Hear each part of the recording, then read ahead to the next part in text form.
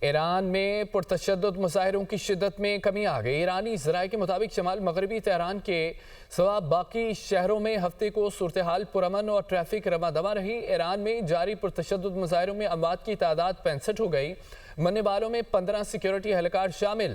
اسرائیل کے لیے جاسوسی کے الزام میں ایک شخص کو گرفتار کر لیا۔ ایرانی میڈیا کے مطابق غیر ملکی شخص کو ایرانی فوج نے پکڑا ہے۔ 100 مسلح فسادیوں سمیت پرتشدد مظاہروں میں اب تک 2500 سے زائد افراد کو گرفتار کیا جا چکا ہے۔ ایرانی حکومت کا یہ کہنا ہے کہ پرامن احتجاج پر کوئی پابندی نہیں ہے۔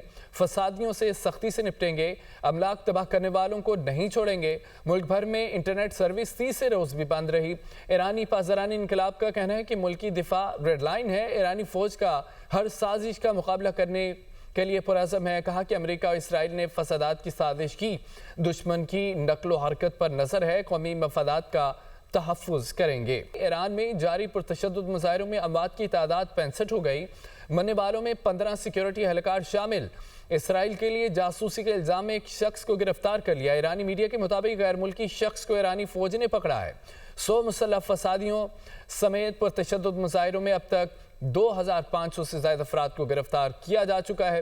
ایرانی حکومت کا یہ کہنا ہے کہ پرامن احتجاج پر کوئی پابندی نہیں ہے۔ فسادیوں سے سختی سے نپٹیں گے، املاک تباہ کرنے والوں کو نہیں چھوڑیں گے۔ ملک بھر میں انٹرنیٹ سروس تیسرے روز بھی بند رہی۔ ایرانی پاسداران انقلاب کا کہنا ہے کہ ملکی دفاع ریڈ لائن ہے۔ ایرانی فوج کا ہر سازش کا مقابلہ کرنے کے لیے پرعزم ہے۔ کہا کہ امریکہ اور اسرائیل نے فسادات کی سازش کی، دشمن کی نقل و حرکت پر نظر ہے، قومی مفادات کا تحفظ کریں گے۔